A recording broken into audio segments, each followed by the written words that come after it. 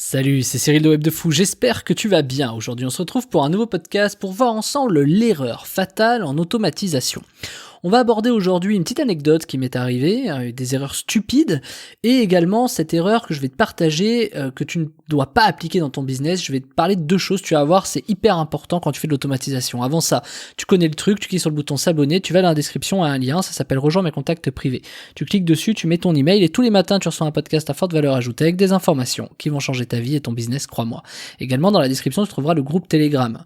T'as un lien, ça s'appelle le groupe Telegram, tu cliques dessus, tu rejoins le groupe Telegram, dessus je te partage ma vie à Dubaï, je te partage mes expériences business, je te partage mes chiffres, des stats, des trucs de pub Facebook, YouTube, enfin je te partage énormément de choses, non seulement ma vie à Dubaï, mais également tous mes projets de business, donc c'est très intéressant, c'est tout ce que je peux pas te partager sur mes podcasts. Allez, on y va pour ce podcast. On croit souvent à tort que l'automatisation permet des choses faciles. Tu vois, on oblige souvent, enfin très souvent, on oublie de penser que l'automatisation, ça se gère comme une personne. Bon, ça c'est la première chose à savoir, que j'ai déjà dit, mais je vais te parler d'une anecdote qui m'est arrivée qui est très très importante. J'avais à l'époque un site où je vendais des petites formations, des trucs pas comme aujourd'hui, mais des choses un peu différentes.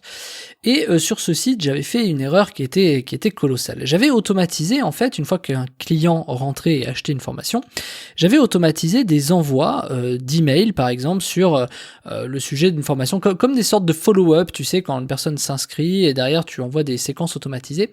Sauf que là, les personnes devaient recevoir des contenus spécifiques en fonction de ce qu'ils avaient rempli. Donc j'avais automatisé tout ça, c'était très très bien, et tout marchait bien.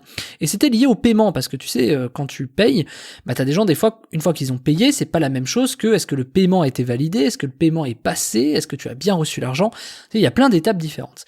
Et j'avais automatisé toutes ces étapes en me disant, bah tiens, génial, comme ça, en fonction de ce qui se passe, je vais créer une expérience qui va être différente, etc. Et à l'époque, l'erreur que j'avais faite, c'était la suivante, tu vas voir, c'était que j'avais laissé tourner le sujet et j'avais oublié de mettre à jour des systèmes. J'utilisais WordPress à l'époque. D'ailleurs, si tu regardes aujourd'hui sur Web de Fou, j'utilise WordPress que pour le site vitrine, mais j'utilise ClickFunnels pour le reste. Parce que à l'époque, aujourd'hui ça va te paraître peut-être stupide, peut-être même que ça ne t'arrivera jamais à toi, mais moi à l'époque, le problème que j'avais, c'était que les mises à jour devaient être constantes. Et dès lors que je loupais une mise à jour, bah, les emails ne s'envoyaient plus. Et le problème, c'est que les gens payaient pour avoir ces emails. Tu sais, ils payaient un abonnement mensuel pour recevoir des emails. Comme toi aujourd'hui, par exemple, je mets mes podcasts gratuitement, tu vois, mais à l'époque, j'aurais pu, par exemple, même aujourd'hui encore, je pourrais te mettre par exemple ces écoutes de podcast en rajoutant un peu plus de valeur dans chaque podcast, je pourrais te les proposer à 30€ par mois ou des choses comme ça. Et ce que je faisais à l'époque pour d'autres sujets.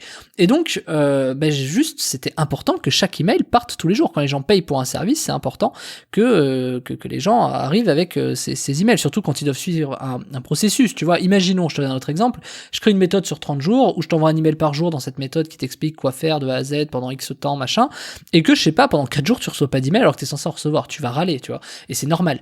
Et donc ça, c'est une des erreurs qu'on oublie en automatisation, c'est que cette erreur, elle est toujours en fait humaine, c'est-à-dire que t'as pas vérifié, il faut mettre à jour, etc. Donc par exemple, quand on automatise, on pense jamais à mettre à jour les automatisations, tu vois, ça paraît bizarre, mais mettre à jour ton serveur, mettre à jour les API, tu vois, parce que il y a de nouvelles API qui sortent, peu importe sur quoi tu travailles, hein.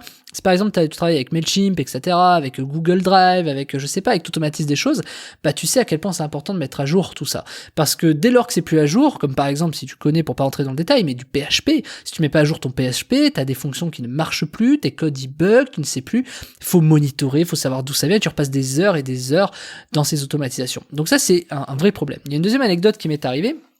Alors celle-là, ça m'est arrivé, mais c'est pas moi qui ai fait cette erreur, c'était un compère avec qui on travaillait, un prestataire, qui on travaillait sur un très très gros projet. Et tu vas voir, cette erreur, elle est terrible pour beaucoup de gens, et ça t'est déjà arrivé, peut-être toi à moindre mal, parce que nous c'était quand même énorme, c'était 6 mois de travail. Mais la personne en fait voulait effacer un dossier et en fait a effacé tout le serveur. C'est-à-dire que du coup 6 mois de travail partis en fumée. Voilà, comme ça. La personne s'est juste gourée en fait de commande, s'est juste trompée de commande, tu vois. Donc un technicien très très bon, d'ailleurs un peu trop bon, qui s'est emballé sur des choses comme ça. Heureusement ou pas, enfin en tout cas là ça m'a appris, pas de backup, c'est-à-dire pas de sauvegarde de serveur, pas de trucs comme ça. Et donc du coup, qu'est-ce qui s'était passé? Pourquoi? Quel rapport avec l'automatisation? C'est-à-dire qu'en fait on avait fait un script qui effaçait automatiquement des logs en fonction de la place, etc., en fonction de ce qu'on voulait, tu sais, tout ça est automatisé. Sauf que un jour, pour une raison totalement improbable, le fichier a été déplacé à un autre endroit et il s'est activé et du coup tout s'est effacé. C'est si bête que ça. Donc tu vois, une automatisation comme ça, c'est terrible parce que t'as juste déplacé le fichier à un autre endroit, tu l'as activé parce que tu t'es gouré, parce que si tu veux, quand on déplaçait un fichier, on avait un script, on allait loin. On avait un script qui repérait le fichier dans quel chemin il était et qui l'exécutait quand même.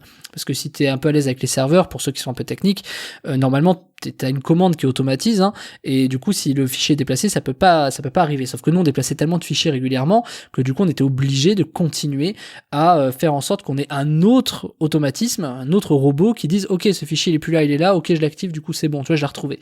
C'était des choses comme ça. Et donc tu vois, une erreur aussi bête que ça, qui nous servait quotidiennement, le fait qu'il ait été à un endroit qu'il devait pas être, tout s'est effacé. Et donc ça, c'est une erreur qui est stupide, tu vois, c'est deux erreurs, tu vois, mais qui sont compliquées. Surtout quand tu fais quand tu fais confiance à des prestataires, forcément, t'as un problème de confidentialité de données. Voilà, j'ai du mal à parler aujourd'hui.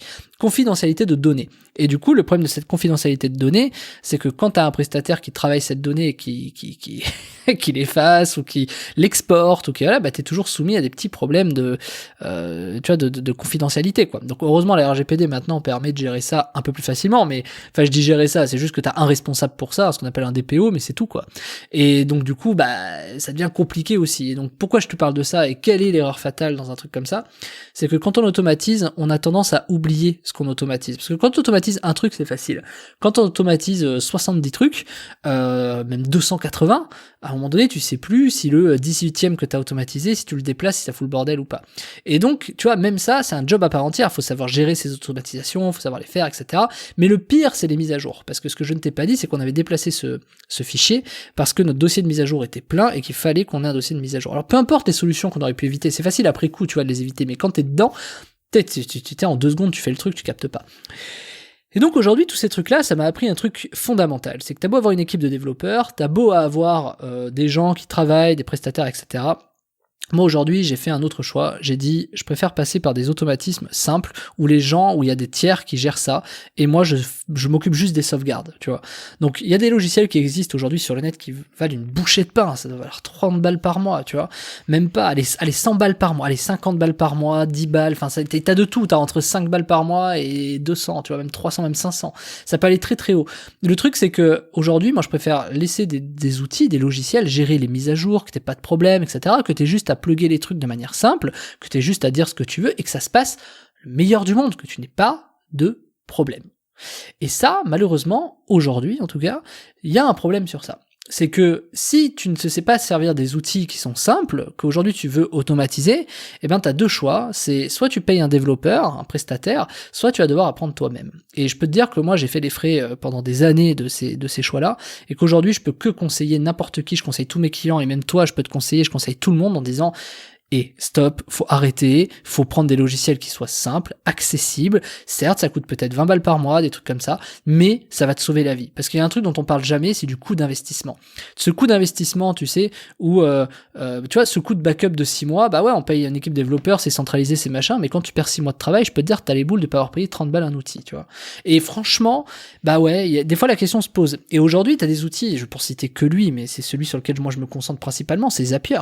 Et Zapier, aujourd'hui, est un logiciel de dingue, tu vois, vraiment, qui s'occupe des mises à jour. Ça peut paraître bête, toi peut-être tu poses pas cette question, mais qui s'occupe des mises à jour de Stripe, qui s'occupe des mises à jour de Google, qui s'occupe des mises à jour de Mailchimp, qui s'occupe des mises à jour de tout. Et lui, il gère tout ça, ses API, il les met à jour quotidiennement, c'est leur business, tu vois. Toi, t'as juste à dire, moi je veux faire ça et ça.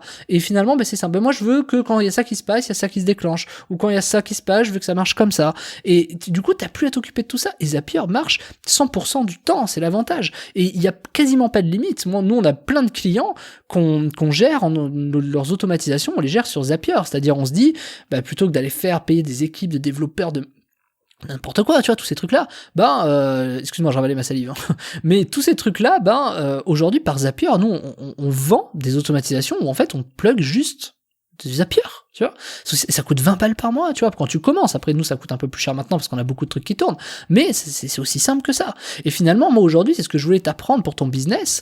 Et c'est pour ça que je te parle d'automatisation. C'est que moi, je t'ai préparé une méthode qui s'appelle comment automatiser son business en ligne de zéro, où je te montre dans la formation, on sert de Zapier. Je vais te montrer comment on sert de Zapier, tout simplement. Je vais te montrer toutes les ressources, comment je les utilise. Je vais te donner des idées d'automatisation. Je vais te montrer plein de choses qui vont te permettre d'automatiser, des choses que même toi, t'as pas pensé. Comment tu peux justement plus avoir de problème dans l'automatisation. Et surtout, faut surtout ne plus te poser de questions de savoir si mais là est-ce que ça va bugger, est-ce qu'il faut que je rappelle mon prestataire parce que là il faut faire une mise à jour, mais il a oublié cette option, là c'est en 3 clics tu fais les trucs. Et en plus de ça, c'est simple, c'est accessible, c'est un tuto quasiment sur Zapier, mais ça va bien plus loin. Ça va plus loin parce que je te partage dans cette formation non seulement des tutos utiles sur Zapier, comment moi je fais, mais également les dessous de mon business de web de fou. Je vais te montrer chaque automatisme, je vais te les détailler, etc. Mais au-delà de ça, je vais surtout te montrer dans ton business comment tu peux l'appliquer. C'est ça le plus important. C'est-à-dire, je vais te montrer chaque option qui sont pertinentes pour toi, comment tu peux les appliquer dans ton business, quelles sont les idées que tu peux faire graviter autour. Je vais te lister des choses. Bref, il y a tout pour automatiser ton business. Même, ça peut aller jusqu'à ta pub Facebook, ça peut aller jusqu'à tes bases email, tes exports, tes sauvegardes, tes machins, enfin tu vois, il y a tout, tu peux tout faire, je vais tout te montrer, c'est dans la description, ça s'appelle comment automatiser son business en ligne de zéro, c'est la méthode que j'ai créée, c'est une méthode qui va te permettre d'automatiser n'importe quoi pour n'importe qui, même si tu connais rien en technique, même si tu sais pas comment automatiser, et sans faire appel à un prestataire. Alors je t'attends de l'autre côté, tu cliques sur le lien, ça s'appelle comment automatiser son business en ligne de zéro, et je te dis à tout de suite Martin.